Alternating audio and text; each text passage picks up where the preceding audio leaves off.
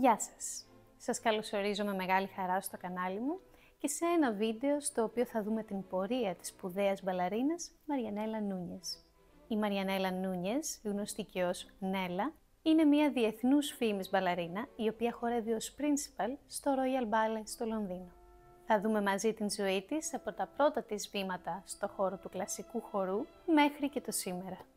Ας ξεκινήσουμε λοιπόν από την παιδική της ηλικία. Η Μαριανέλα Νούνιες γεννήθηκε στο Σαν Μαρτίν, προάστιο του Μπουένος Άιρες στην Αργεντινή, στις 23 Μαρτίου του 1982. Σήμερα λοιπόν, το 2025, είναι 43 ετών. Σε ηλικία 3 ετών έκανε τα πρώτα της βήματα στον κόσμο του μπαλέτου. Το πρώτο στούντιο χορού που την φιλοξένησε ήταν ένα γκαράζ. Αυτό γιατί η δασκάλα της τότε μετακινούσε από το γκαράζ το αυτοκίνητό της για να πραγματοποιηθούν εκεί τα μαθήματα χορού. Τα παιδιά τα οποία συμμετείχαν μαζί με την Μαριανέλα σε αυτά τα μαθήματα χορού το έβλεπαν περισσότερο σαν παιχνίδι. Εκείνη όμως ήξερε από νωρίς ότι για αυτήν είναι κάτι παραπάνω. Έτσι, σε ηλικία 5 ετών, ανακοίνωσε στη μητέρα της πως αυτή κάθε άλλο παραπαιχνίδι το βλέπει και θέλει να το πάρει στα σοβαρά. Σε συνέντευξή της έχει δηλώσει πως πιστεύει πως κάποιοι άνθρωποι γεννιούνται με μία κλίση. Μετά από αυτή την δήλωσή της λοιπόν, και αφού και η δασκάλα της διέκρινε το ταλέντο της και την εργατικότητά της, αποφάσισαν να πάει σε οντισιόν του θεάτρου Κολόν. Ήταν μόλις 6 ετών. Να σημειώσουμε εδώ ότι η ηλικία εισαγωγής στη σχολή του θεάτρου Κολόν ήταν κανονικά τα 8 έτη. Παρ' όλα αυτά, έγινε δεκτή μιας και εντυπωσίασε με το ταλέντο της και ξεκίνησε κανονικά στη σχολή. Η μητέρα της λοιπόν την πήγαινε καθημερινά οδικός από το Σαν Μαρτίν στο κέντρο του Μπουένος Άιρες που ήταν η σχολή. Η διαδρομή διαρκούσε σίγουρα μία ώρα, οπότε αυτό σήμαινε ότι ξυπνούσαν κάθε μέρα στις 6 το πρωί. Σύμφωνα με όσα περιγράφει η Μαριανέλα στις συνεντεύξεις της, το καθημερινό πρόγραμμά της ήταν εξαντλητικό. Στον δρόμο για το Μπουένος Άιρες κοιμόταν στο αυτοκίνητο. Τα πρωινά της μαθήματα στην σχολή τελείωναν στις 12. Έπειτα επέστρεφαν στο Σαν Μαρτίν, στην διαδρομή εντωμεταξύ έτρωγε το σπιτικό φαγητό που είχε ετοιμάσει η γιαγιά της και παρακολουθούσε εκεί 1 με 5 τα μαθήματα του σχολείου της. Η μέρα όμως δεν σταματούσε εκεί. Μετά το σχολείο ξανά πήγαινε στο Μπουένος Άιρες για να παρακολουθήσει ιδιαίτερα μαθήματα μπαλέτου. Επιστρέφοντας στο σπίτι έτρωγαν όλοι μαζί δείπνο και έτσι κατέληγε να κοιμάται γύρω στις 12. Αυτή η καθημερινή ρουτίνα περιείχε περίπου 4 ώρες ταξίδι, συνδυασμό έντονης σωματικής προπόνησης, εγκατάλειψη προσωπικού χρόνου, αλλά και σταθερή οικογενειακή υποστήριξη. Στη συνέντευξή της έχει δηλώσει «Η μαμά μου έπρεπε να ταξιδεύει μαζί μου πολύ, καθώς μέναμε μακριά από την σχολή του θεάτρου Κολόν. Ουσιαστικά έκλεψα τη μαμά μου για μένα, έπρεπε να προσαρμοστούν όλοι σε αυτό. Έτσι ήταν μια μεγάλη αλλαγή για την οικογένεια. Η γιαγιά μου έμενε και μαγείρευε για εκείνους. Είμαι τόσο ευγνώμων, γιατί προφανώς εγώ έκανα αυτό που αγαπούσα, αλλά όλη η οικογένεια έπρεπε να το στηρίξει και το έκαναν όλοι». Στις συνεντεύξεις της ξεκαθαρίζει επίσης ότι δεν της επιβλήθηκε τίποτα. Πως ήταν δική της επιλογή. Ένιωθε απόλυτα υγιής και χαρούμενη, γεμάτη με καταπληκτικές αναμνήσεις. Υπογραμμίζει πως δεν θα άλλαζε τίποτα. Στα 14 της, ο κορυφαίος χορευτής Μαξιμιλιάνο Γκέρα την πήρε σε επαγγελματικό τουρ μαζί του και σύντομα μιλούσαν για αυτήν διεθνώς. Το διάστημα μάλιστα αυτό της ήρθε πρόταση από την όπερα της Βιέννης να φοιτήσει κάποιο διάστημα εκεί. Έτσι και έγινε. Παρακολούθησε μαθήματα στην σχολή της όπερας και ταυτόχρονα συμμετείχε στις παραστάσεις της με guest εμφανίσεις. Αμέσως τώρα θα παρακολουθήσετε και ένα απόσπασμα από μια παράσταση αυτού του τουρ που έκανε με το θέατρο Κολόν, ενώ ήταν μόλις 14 ετών.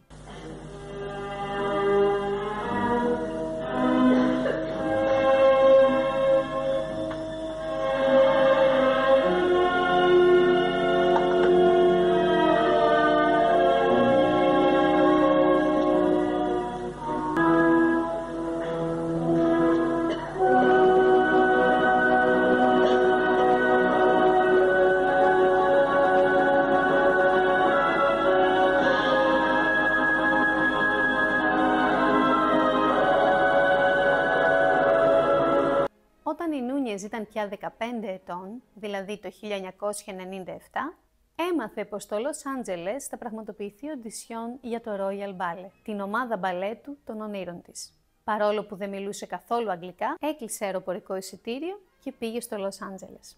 Υπεύθυνος της οντισιόν αυτής ήταν ο Άντονι Ντάουελ, καλλιτεχνικός διευθυντής τότε του Royal Ballet.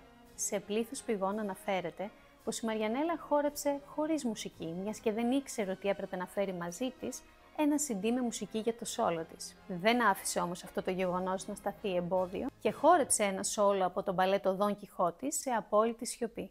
Ο Ντάουελ και οι υπόλοιποι εντυπωσιάστηκαν από τη θαραλέα της στάση, πόσο μάλλον από ένα κορίτσι 15 χρονών. Χόρεψε με εξαιρετική τεχνική και με την εκφραστικότητα που την χαρακτηρίζει και ας μην την συνόδευε ούτε νότα. Η Μαριανέλα Νούνιες έγινε δεκτή. Ωστόσο, λόγω της βρετανικής νομοθεσίας, δεν μπορούσε να εργαστεί στο Ηνωμένο Βασίλειο πριν από τα 16 της χρόνια. Ανταυτού λοιπόν, της προτάθηκε μία θέση στη σχολή του Royal Ballet με εγγυημένη ένταξή της στην ομάδα την επόμενη χρονιά. Σε ηλικία 15 ετών λοιπόν, μακριά από την οικογένειά της, εγκαθίσταται στην Αγγλία χωρίς να μιλάει καθόλου την γλώσσα. Έκανε μάθημα με το τελευταίο έτος της σχολής. Και ενώ οι συμφοιτητές της, που παρεπιπτόντως ήταν 1 με 2 χρόνια μεγαλύτεροι, ανησυχούσαν για το τι τους επιφυλάσσει το μέλλον μετά το τέλος της σχολής, εκείνη είχε να φροντίζει μόνο το να τελειοποιήσει την τεχνική της. Η ζωή όμως στο Λονδίνο για μία έφηβη που δεν μιλούσε καθόλου αγγλικά ήταν πάρα πολύ δύσκολη. Σε συνέντευξή της για το BBC Radio έχει δηλώσει «Θυμάμαι ότι ήταν τόσο δύσκολα, με τόσα πολλά δάκρυα καθημερινά. Θυμάμαι να πηγαίνω στην τράπεζα για να ανοίξω τραπεζικό λογαριασμό, αλλά δεν μπορούσα να το επικοινωνήσω με λόγια, οπότε χρησιμοποιούσα χειρονομίες». Αναφέρει επίσης πως για να καταφέρει να μάθει αγγλικά πιο γρήγορα, νίκιαζε βιντεοκασέτες από το βιντεοκλαμπ της περιοχής. Συγκεκριμένα, νίκιαζε επεισόδια από τη σειρά Friends. Σημειώνει πως είχε λατρέψει αυτή την σειρά και θα μπορούσε να τη βλέπει με τις ώρες. Η δύσκολη όμως ψυχολογική κατάσταση επιδεινωνόταν όποτε μιλούσε με τους δικούς της ανθρώπους στην Αργεντινή. Είχε όμως το μπαλέτο, όπως δηλώνει, για να την κρατάει ζωντανή και να την βοηθάει να συνεχίζει την δύσκολη καθημερινότητα του Λονδίνου. Αποφάσισε να διατηρήσει την συγκέντρωσή της εκεί, γνωρίζοντας πως όλη αυτή η διαδικασία είναι απαραίτητη για την εκπλήρωση του στόχου της, την ένταξή της στην ομάδα του Royal Ballet. Σε ερώτηση που της τέθηκε για το πώς νιώθει για την 15χρονη Μαριανέλα, απαντά πως νιώθει πολύ περήφανη. Το να αφήνει ένα παιδί 15 ετών την οικογένειά του και να παραμένει συγκεντρωμένο και αφοσιωμένο στο στόχο του είναι σπουδαίο. Το αναγνωρίζει και δίνει εύσημα στον μικρό της εαυτό που δεν τα παράτησε. Το 1998 λοιπόν και σε ηλικία 16 ετών πια μπαίνει στην ομάδα του Royal Ballet.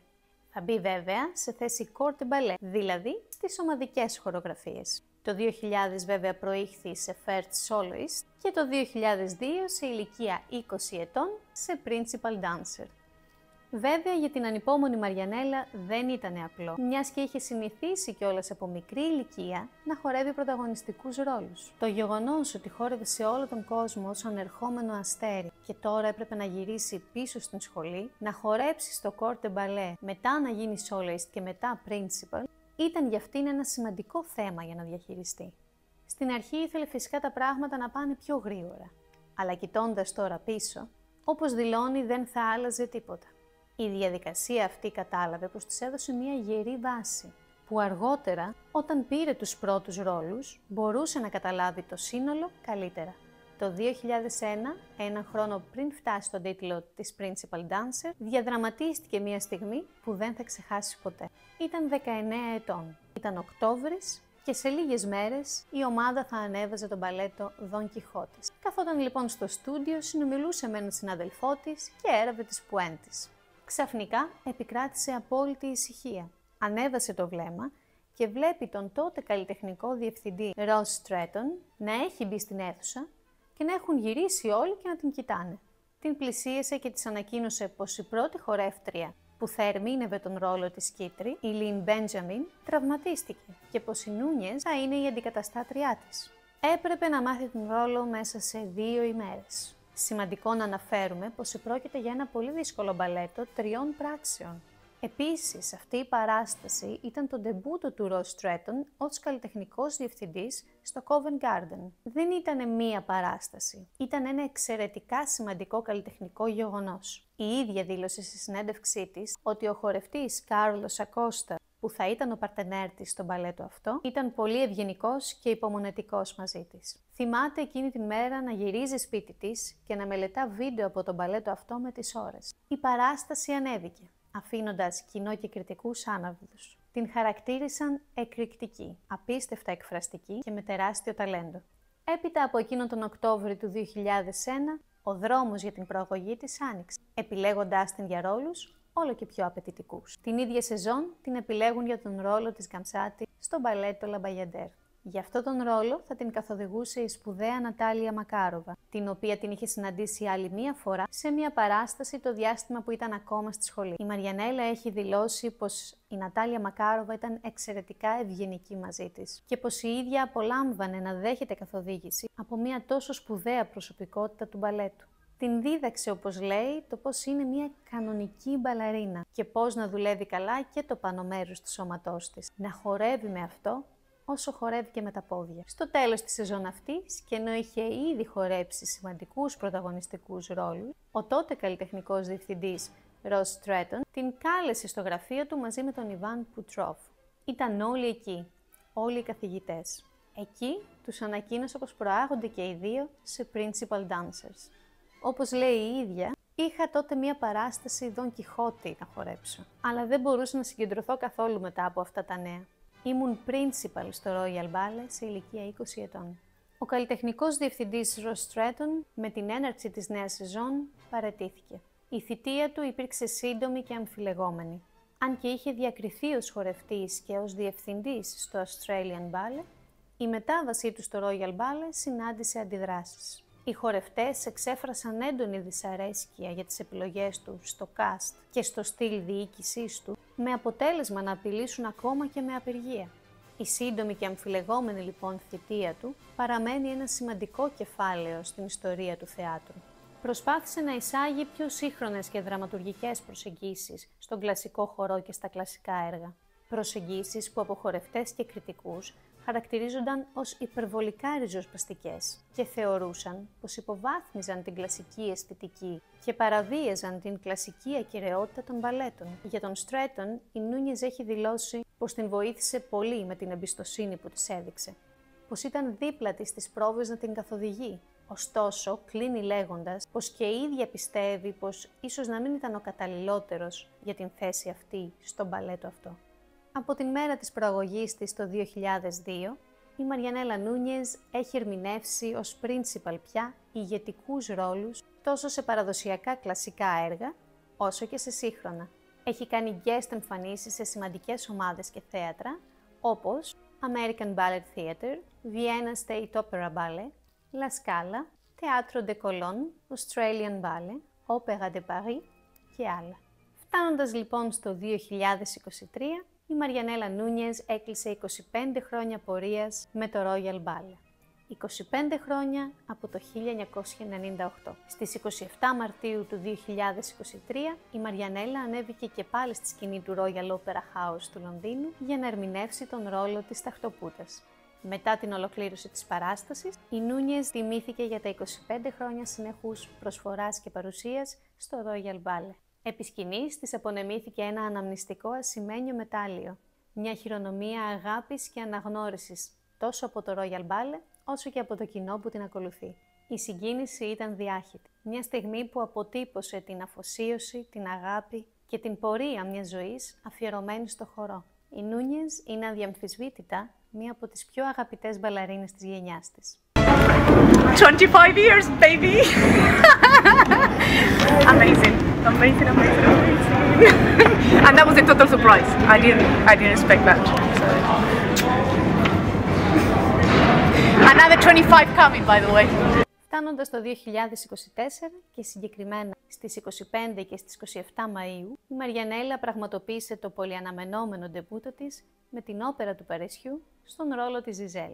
Η συνεργασία αυτή προέκυψε έπειτα από πρόσκληση της όπερας, αναγνωρίζοντας το καλλιτεχνικό της κύρος. Η ερμηνεία της ήταν καθηλωτική. Η Νούνιες απέδωσε τον ρόλο της Ζιζέλ με μεγάλη εκφραστική δύναμη, εστιάζοντας στην ανθρώπινη πλευρά του χαρακτήρα.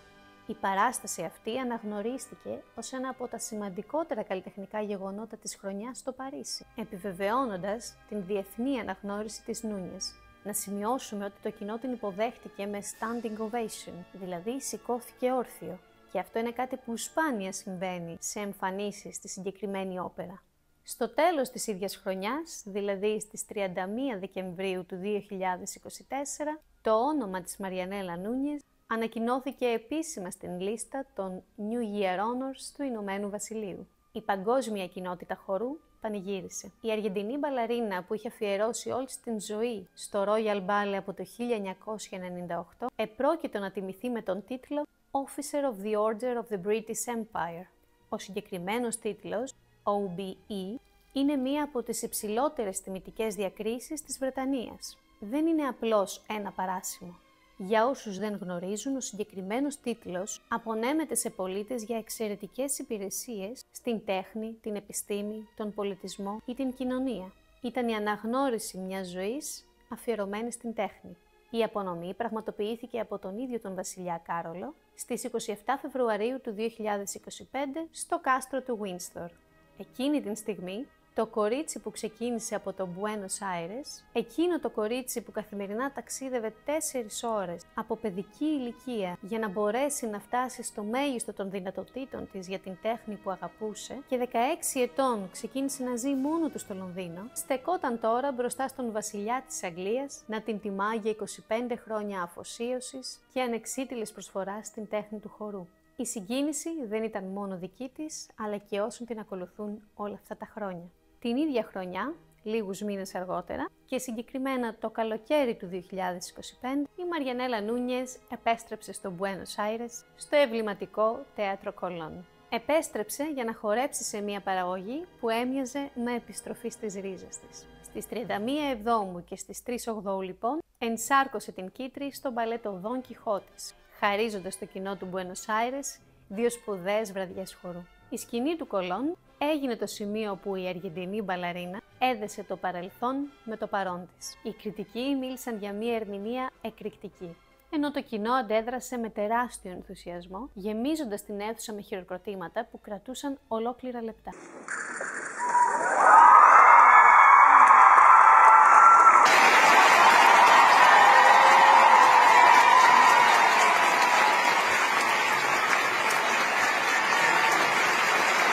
Οι εικόνες από τις βραδιές εκείνες έδειχναν όχι μόνο μια κορυφαία μπαλαρίνα στο απόγειό της, αλλά και μια γυναίκα που γύρισε στον τόπο της ως θριαμβεύτρια. Η Μαριανέλα για ολόκληρη την εβδομάδα έδινε συνεντεύξεις και μοίραζε αυτόγραφα. Στις 7 Αυγούστου χόρεψε στο επετειακό γκαλά για τα 100 χρόνια από την ίδρυση της ομάδας μπαλέτου του Θεάτρου Κολόν.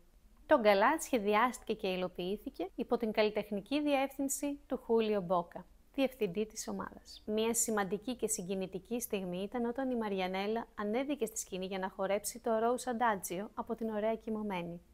Το συγκεκριμένο Adagio στο μπαλέτο της Ωραίας Κοιμωμένης χορεύεται από την Ωραία Κοιμωμένη, από την Ορόρα και από τους 4 πρίγκιπες. Αντί για τους 4 πρίγκιπες για να χορέψουν μαζί της, εμφανίστηκαν 4 άντρες με επίσημη ενδυμασία. Δεν ήτανε 4 τυχαίοι άντρες. Ήταν 4 εμβληματικές μορφές από το παρελθόν του Θεάτρου Κολόν. Η παρουσία τους ήταν τιμητική και συμβολική. 4 θρύλοι του παρελθόντος συνόδευσαν τη Μαριανέλα, την πιο λαμπρή στάρ του παρόντος, σε μια στιγμή που ένωνε τον αιώνα που πέρασε με το μέλλον που ανοίγεται. Η επιστροφή της λοιπόν στο Θέατρο Κολόν χάρισε στους θεατές στιγμές γεμάτες συγκίνηση. Η καριέρα της Μαριανέλα Νούνιες αποκαλύπτει όχι μόνο την τεχνική αρτιότητά της, αλλά και τη βαθιά ευγένεια και την αφοσίωσή της στην τέχνη του χορού. Η γενναιόδορη και αλτρουιστική προσωπικότητά της την έχει καθιερώσει ως έμπνευση και πρότυπο για τον κόσμο του χορού και όχι μόνο. Αναφέραμε λοιπόν σημαντικές στιγμές της μέχρι τώρα καριέρας της. Σίγουρα υπάρχουν κι άλλες επίσης αξιοσημείωτες, αλλά διάλεξα έναν συγκεκριμένο αριθμό για να μην γίνει το βίντεό μας πολύ μεγάλο. Θα ήταν υπέροχο εάν κάποιος θέλει να συμπληρώσει κάτι, να το κάνει αφήνοντας ένα σχόλιο κάτω από το βίντεο. Η Μαριανέλα αδιαμφισβήτητα, πέρα από υπέροχη χορεύτρια, είναι και ένας υπέροχος άνθρωπος. Θα ήθελα λοιπόν να κλείσουμε το σημερινό μας βίντεο, αναφέροντας κάποια στοιχεία της που μας επικοινωνούν περισσότερα για την προσωπικότητά της. Η Μαριανέλα έχει ανεβάσει πλήθος δωρεάν γκαλά, έχει προβεί σε σημαντικές φιλανθρωπικές πρωτοβουλίες, δίνοντας παραστάσεις για ιδρύματα και για περιπτώσεις ανθρώπων, δομών και ιδρυμάτων που χρειάζονταν στήριξη. Όσον αφορά τη στάση της απέναντι στην τέχνη του μπαλέτ, σε συνεντεύξεις της τονίζει ρητά ότι η πειθαρχία και η ταπεινότητα είναι σημαντικές προϋποθέσεις για να πετύχει στην τέχνη του χορού. Ότι το μπαλέτο δεν είναι ελιτίστικο και είναι ευθύνη μας, όπως λέει, να το κάνουμε κατανοητό σε όλο τον κόσμο. Οι συνεργάτες της μιλούν για μια εξαιρετικά γενναιόδορη συνάδελφο που είναι απολαυστικό να δουλεύει κανείς μαζί της. Η ευγένεια και η καλοσύνη της είναι στοιχεία που ακούς συχνά όταν ρωτάς για την Έλλα. Έχει επίσης, όπως μας έχει δείξει ούκο λίγες φορές στο Instagram, 2 γάτες. Αυτοσυστήνεται μάλιστα στο προφίλ της ως η μαμά του Ρώμεο και του Λιονέλ. Για την ρομαντική της πλευρά τώρα, σύντροφός της είναι ο Αλεχάνδρο Παρέντε. Υπήρξε από τους πιο αναγνωρισμένους πρώτους χορευτές του Θεάτρου Κολών. Μάλιστα, το 2018, στην αποχαιρετιστήρια παράστασή του στο Θέατρο Κολών, χόρεψαν μαζί. Σε δημοσιεύματα της Λανασιόν για την βραδιά εκείνη, η Νουνιές αποκαλείται ως «Κομπανέρα ντε λα βίντα» του Παρέντε, που σημαίνει «σύντροφος της ζωής». Μια φράση που δηλώνει την σχέση τους από τότε. Η ίδια έχει δηλώσει πως για εκείνη είναι ένας άνθρωπος που φέρνει ψυχική γαλήνη, ασφάλεια και ηρεμία στη ζωή της. Μία επίσης αξιοσημείωτη δήλωσή της που αφορά την ζωή μιας μπαλαρίνας είναι η εξής. «Νιώθω ειλικρινά πως οι μπαλαρίνες γίνονται ακόμα πιο ενδιαφέρουσες όσο μεγαλώνουν. Όταν τις παρακολουθείς, δεν βλέπεις απλά ένα σώμα που καταφέρνει καταπληκτικά πράγματα, αλλά είναι κάτι στο βλέμμα τους, στον τρόπο που κινούν τα χέρια τους. Υπάρχει τόσο βάθος. Αυτό θέλω να εξερευνήσω και να καταφέρω». Και κάπου εδώ θα κλείσουμε το σημερινό μας βίντεο. Προσωπικά, από μικρή, δήλωνα τρομερή θαυμάστρια της Ρωσίδας μπαλαρίνας Σβετλάνα Ζαχάροβα και ακόμα φυσικά έχει κυρίαρχη θέση στην καρδιά μου, ανάμεσα σε όλες τις μπαλαρίνες του κόσμου. Όταν όμως άρχιζα και παρακολουθούσα και μελετούσα παραπάνω τη Μαριανέλα Νούνιες, άρχισε και πλησίαζε όσο καμία άλλη ποτέ δεν είχε πλησιάσει την Σβετλάνα Ζαχάροβα στην κυρίαρχη αυτή θέση που την είχα τοποθετήσει. Σε σημείο που τώρα νιώθω ότι αυτή η θέση έχει μοιραστεί στα 2. Θα κλείσω με ένα βίντεο με μια δήλωση της Μαριανέλα Νούνιες που θεωρώ πως τα λέει όλα. Και για την ίδια και για τον χορό. Ευχαριστώ πάρα πολύ που παρακολουθήσατε. Θα τα ξαναπούμε σύντομα. Γεια σας. Yo creo que llegar a ser primera bailarina, sí, me lo imaginaba porque lo tenía muy claro y sabía que iba a eso y que en algún momento, tarde o temprano, iba a llegar. Ahora, todo lo que sucedió después, todo lo que está sucediendo ahora, no me lo imaginaba. Y lo más bello de todo eso es que todo se construyó desde un lugar honesto. Viene desde el puro amor que le tengo a la danza, a lo que hago, y yo creo que la conexión también que recibo de la gente, que se da, no tengo cómo explicarlo, lo agradezco muchísimo, entonces estoy dispuesta a que sea un ida y vuelta. Y me emociona, porque es todo eso, no me lo imaginé nunca que iba a pasar.